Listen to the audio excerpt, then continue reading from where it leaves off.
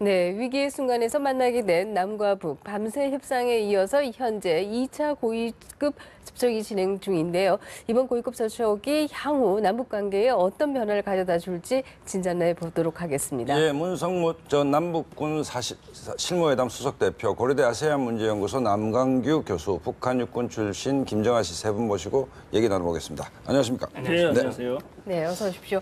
예상보다 회담이 길어지는 것이 아닌가 이런 얘기들이 나오고 있습니다. 어제도 1박 2일 2열 시간에 걸쳤고요. 지금 현재도 오늘 밤을 넘기는 것이 아니냐 이런 얘기들이 나오고 있는데요. 이렇게 길어지는 이유 어디에 있다고 보시는지 먼저 얘기를 좀 나눠보겠습니다. 예, 워낙 이제 서로 입장 차이가 크죠. 일단 금방 전체적인 내용을 우리 시청자들께서 보셨겠습니다만 이번 사태의 출발점은 북한의 지뢰 도발입니다.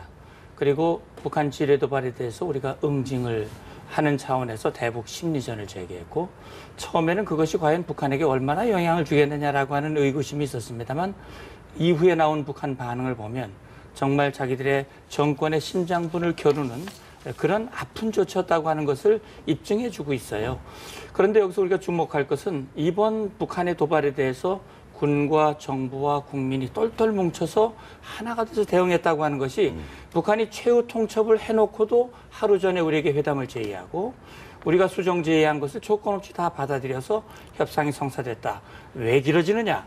첫째는 서로 접점을 찾고자 하는 협상의 의지가 있습니다. 네. 북한은 이 심리전을 확성기를 꺼야 되고 철거해야 하는 막중한 책임을 가지고 온 것이고 우리는 북한의 도발을 시인, 사과, 재발 방지라고 하는 확고한 우리의 요구를 관철시키고 새로운 남북관계, 과거의 잘못된 고리를 끊어내고 새로운 남북관계로 가고자 하는 이런 새로운 남북관계의 그 출발이 굉장히 어려운 난산 과정을 거칠 수밖에 없다 이렇게 보셔야 될 것 같습니다. 네. 남 교수님, 그 장군님 말씀하셨지 쟁점은 단순합니다. 사과, 재발 방지, 책임자 처벌, 방송기기 철수. 그러면 이 문제, 이 주제만 가지고 17시간째 회담을 하고 있다. 이거 어떻게 봐야 됩니까? 그렇죠. 그러니까 사안은 간단하고 사실 결과는 미리 진작에 나왔어야죠. 네. 이렇게 1박 2일까지 그러면서 지금 또 2박으로 넘어갈 이유가 없는 것이죠. 그렇게 된 배경에는 역시 이제 선후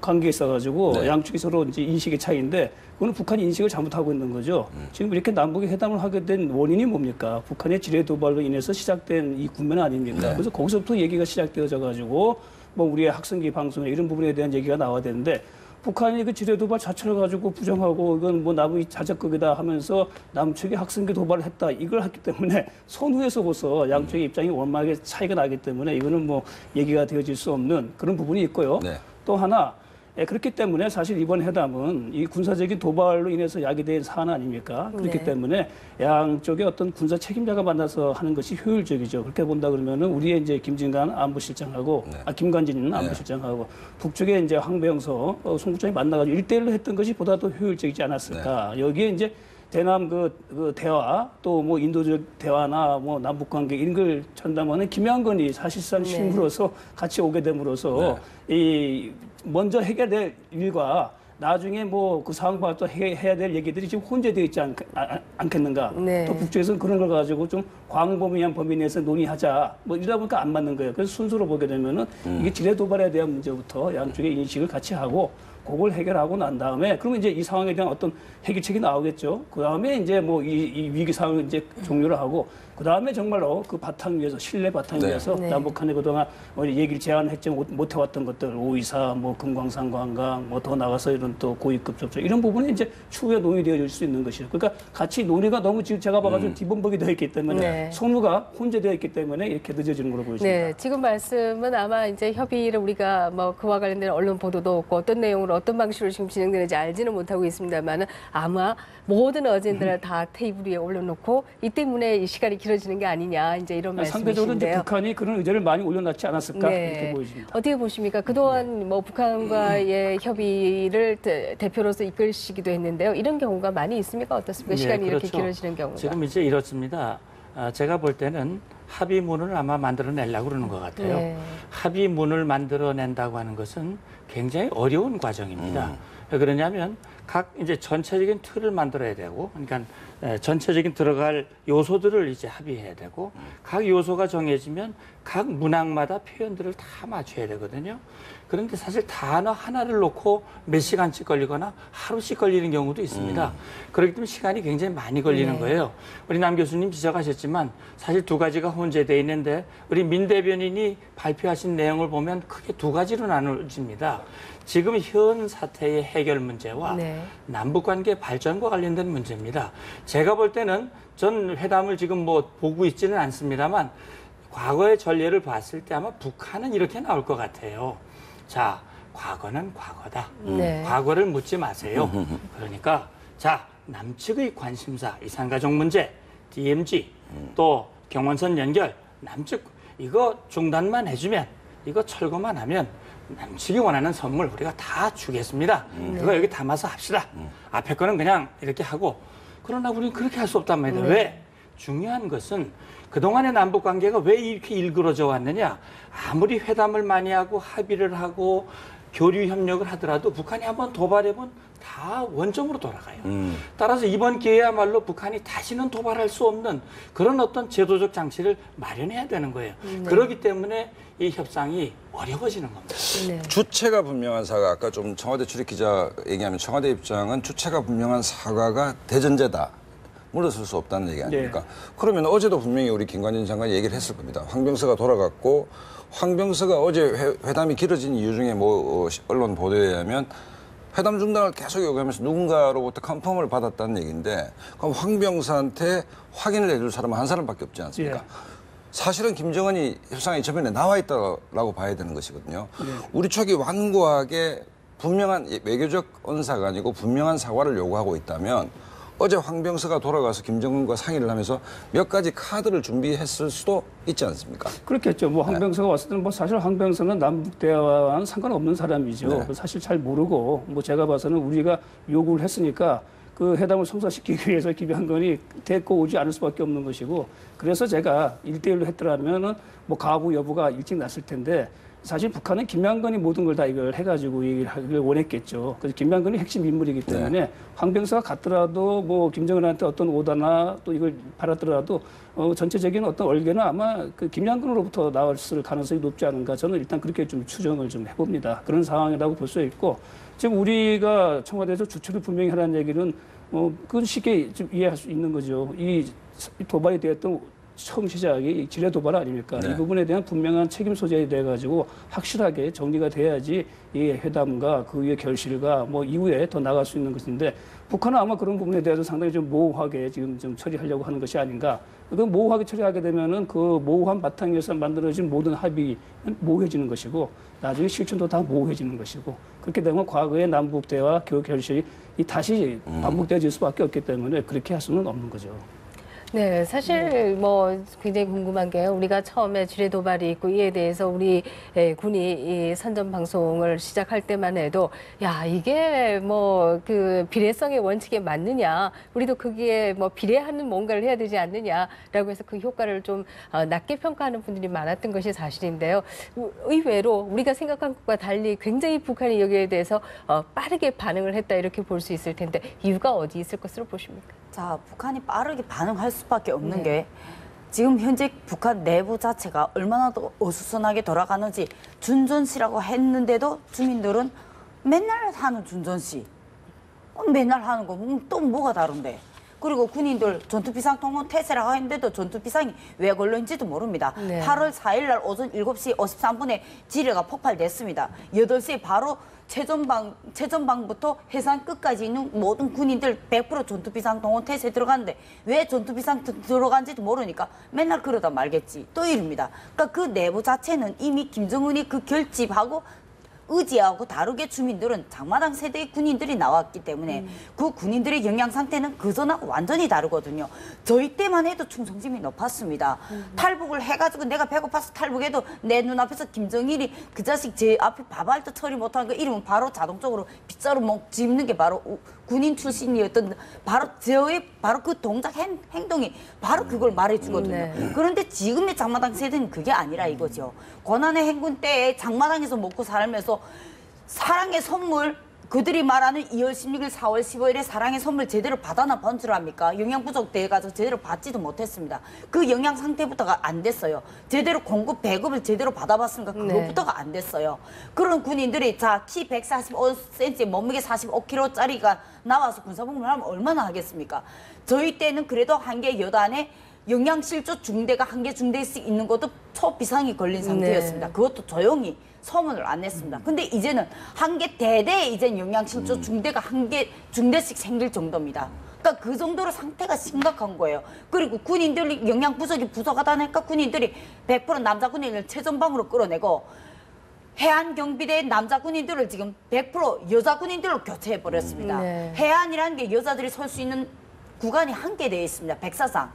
그런데 제가 해안경비대에 있어 그거 알거든요. 근데 그 산악 같은 경우에는 산세가 정말 험해가지고 여자들이 설기에는 정말로 힘들거든요. 야간에 또 거긴 무섭고요.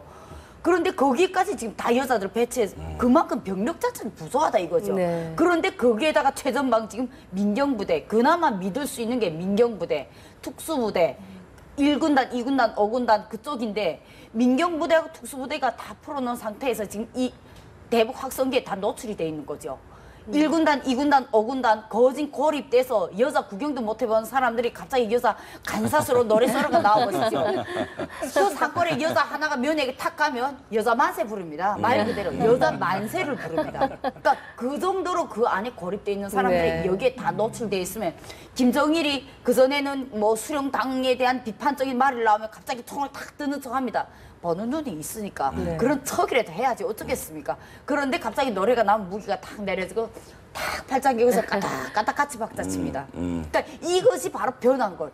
그것을 가장 두려워하는 것은 바로 북한 당국이기 때문에 북한 당국은 이 문제를 해결하려고 필사적으로 달려들 것인데 오히려 우리는 이분들 기회를 잡고 절대로 양보하면 안 된다. 그들이 이산가족, 금강산 재개 뭐 이런 달콤한 그 어떤 뭐 무슨 경원선 복구라든가 이런 문제를 아무리 들으면 너네가 사과 절차부터 해라.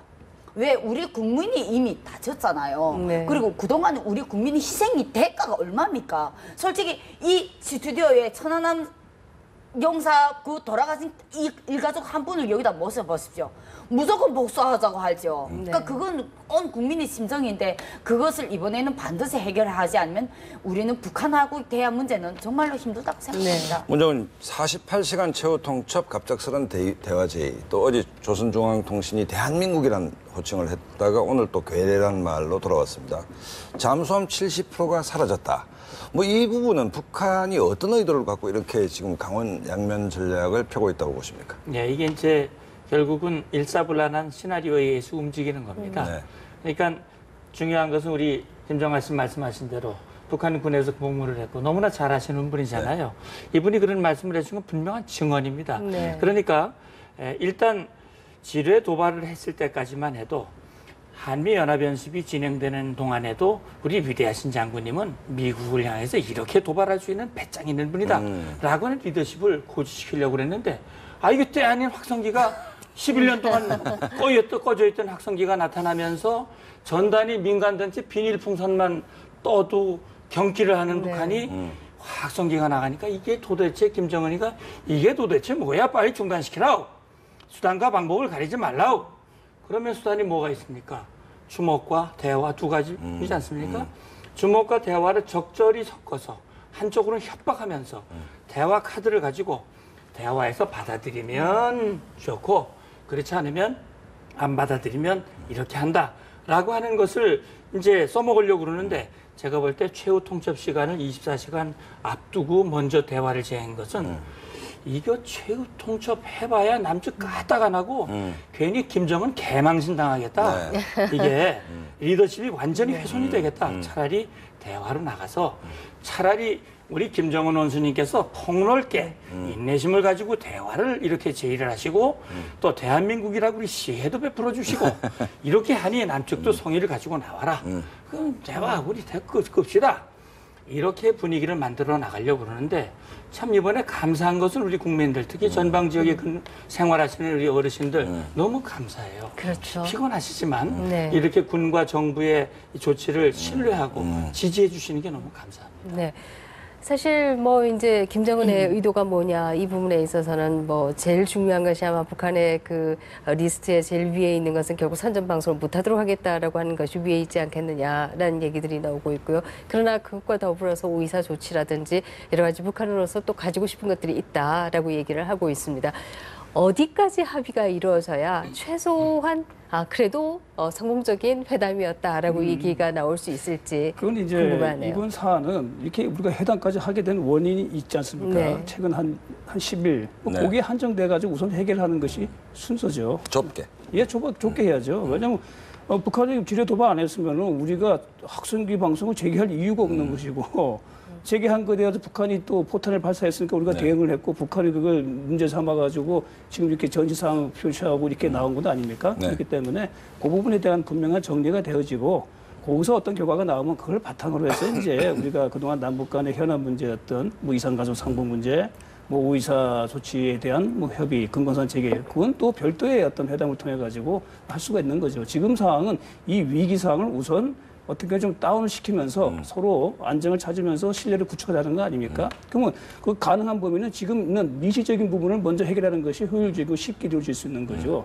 지금 예를 들어서 오이사 조치, 금강산 관광, 이산가족, 이 박근혜 정부 들어가서 2년 동안 저번 이재명 정부까지 합치면 한 5년 가까이 그렇게 했어도 해결이 안 됐는데 왜 하필 이 시기에 이런 엄중한 시국에 이 군사적인 상황에 왜 그 상황까지 들어와 가지고 하는 거는 효율성도 안 맞는 거고 네. 한 2, 3년 동안 안 된 얘기가 갑자기 며칠 사이에 될 수 있겠습니까? 물론 그걸 뭐 우리가 미래지향적으로 뭐 아주 총괄적으로 포괄적으로 하자. 그건 말은 좋은 거고 그건 모양새만 갖추자는 얘기인데 뭐 서로 그렇다 보면 이제 서로 좋은 게 좋다라고 끝나게 되면은 아까 얘기한 대로 이건 밀도가 없어지게 되고 순도가 없어지기 때문에 이 진정성이 없어지는 경우가 거의 100%죠. 남북 간의 사례를 보게 되고 우리는 그래서는 다시는 안 되겠다. 하나만을 확실하게 난 다음에 그 다음에 그 문제도 유사하게 요번에 아마 진정성을 갖고 제대로 남북 간에 어떤 결과가 나오면 여기 하나의 샘플이 되지 있지 않겠습니까? 그렇죠. 네. 그걸 오이사에 조치하고 그걸 금강산에 조치하고 그걸 개성공단에 적용하고 이렇게 하게 되면 그야말로 남북 관계가 획기적인 변환의 시기가 올 수가 있는 것이죠. 네, 솔직히 지난 시기에 남북 간의 대화를 하는 동안이면 남북 간에 대한 남북 합의서를 할 때도 한쪽에서는 땅굴이 발생됐습니다. 네. 1차, 2차 뭐 정상회담 할 때도 한쪽에서는 서해교전이 발생됐습니다. 그러니까 북한이 항상 그 수법이 양면의 전술을 우리 잊지 말고 이번에도 솔직히 잠수함이 갑자기 한 70%안 보인다든가 네. 포 병력이 갑자기 늘어났다든가 이 문제를 이번 대화부터가 너네부터가 준전시 상태 풀고 모든 걸 원상복귀 해놔라.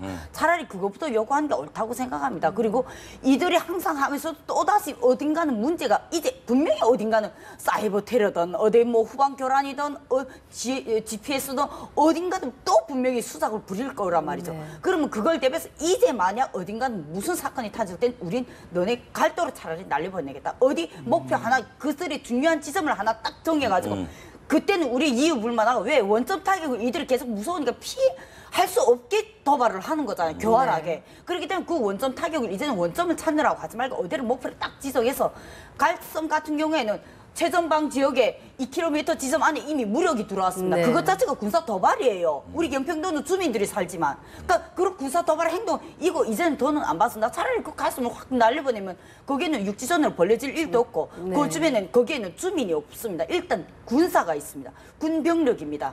그러면 우리는 충분히 조건은 가능하다 이거죠. 문 장관님 아까 말씀하셨을 때 이번 사태에서 우리 국민들이 굉장히 단결했다 뭐 이렇게 표현을 하셨는데 그게 거꾸로 우리 지금 협상팀한테 협상력을 없애는 측면이 또 없을까? 아까 말씀드린 명백한 사과 재발 방지 문제라면 국민 정서가 그렇고 그다음에 이번에는 정말 제대로 원칙을 지켜서 북한의 자세를 교정해야겠다라고 한다면 그야말로 아까 명백한 사과 외에는 우리 협상팀한테는 뭐 다른 어떤 카드가 없는 거 아닙니까? 그런 부분이 오히려 부담이 될 수는 될 가능성은 없습니까? 예, 그러니까 이제 이런 겁니다. 어떤 합의를 도출하느냐 하지 않느냐 하는 것이 더 중요한 거 아닙니다. 아까 보도해 보니까는 우리 파주 전방 지역에 계신 우리 어르신들께서 협상 이제 정회를 했다고 그러니까 상당히 걱정을 하신다고 그러는데 그렇게 쉽게 끝나는 일이 아니거든요. 그래서 합의를 하고 안 하고가 중요한 것이 아니라 어떤 합의를 하느냐가 더 중요합니다. 네. 그러니까 어물쩡한 사과를 받고 뭐 어물쩡한 거 하나 받은 상태로 합의를 해가지고 확성기가 중단이 된다면 이 도발의 고리를 끊어낸다는 건 그냥 구호로 끝날 수밖에 없습니다. 차라리 회담이 결련되는 한이 있더라도 확고하게 원칙을 가지고 나아갈 때 이번에야말로 북한을 변화시키고 새로운 남북 관계를 출발시킬 수 있는 다시 말하면 네. 김정은을 이번에 확실하게 버릇을 고치고 김정은의 생각을 바꾸는 김정은이 그런 꼼수, 협박, 주목으로 해가지고는 결코 통하는 것이 없고 늘 손해만 볼 수밖에 없다라고 하는 것을 가르치는 계기가 됐으면 좋겠습니다. 네, 그야말로 뭐 한 손에는 스틱과 한 손에는 캐럿을 양쪽을 다 가지고 있어야 된다 이런 말씀이신데요. 정확하게 주체까지 표현된 그런 사과는 아니지만 그러나 외교적인 표현으로 사과문이 만들어진다라고 하면 이것은 우리가 받아들여야 할까요? 근데 방금 우리 박 앵커께서 질문하고 비슷한 내용을 담고 있는데 이렇게밖에 할 수밖에 없느냐 우리가 북한이 그렇게 만들었어요. 저희들이 지금 제가 보더라도 제가 회담에 가더라도 이걸 못 눌러내면은 뭐하러 회담을 하고 뭐하러 지금 정군의 비상을 걸고 뭐하러 대통령이 말이지 선 조치하고 후보 오고 하라고 했을까 아무런 의미가 없는 것이죠. 그러니까 우리가 남측이 이런 최소한의 요구를 가지고 관철시키지 않을 수 없게끔 만든 건 북한이 만든 겁니다. 우리도 어쩔 수가 없어요. 그래서 그런 융통성은 이 문제가 해결되면은 나머지는 좀 융통성이 있을 수 있겠죠. 뭐 오이사 북한이 늘 요구해왔던 오이사 조치해제, 금건상관강 재개, 또 무슨 개성공단의 어떤 문제 이런 것들은 좀 우리가 충분히 북한의 입장도 반영해가지고 융통성 있게 유연하게 할 수 있습니다. 그거는 왜냐? 우리도 자유로운 입장에서 할 수 있으니까. 그러나 지금 상황은 우리는 아무것도 안 했는데 북한이 도발해가지고 초래된 상황이기 때문에 우리는 이 상황에 구속되어 있는 상황입니다. 구속되어 있는 상황 속에서는 그 구속된 상황 속을 한계를 벗어날 수가 없는 거죠. 그 구속을 만든 주체가 그 구속의 상황을 풀어줄 수 있는 여건을 만들어줘야지 이 상황이 타게 되어지는 것이지 우리는 어찌 보면 잘 표현하셨어요. 우리도 하고 싶어도 못하게 만든 북한의 이 부분이 가장 큰 문제다라는 것을 지적하고 싶습니다. 그야말로 북한에 대한 인내력이 이제는 고갈되었다라고 하는 것을 다시 한번 느끼게 됩니다. 네, 오늘 세 분 말씀 고맙습니다. 감사합니다.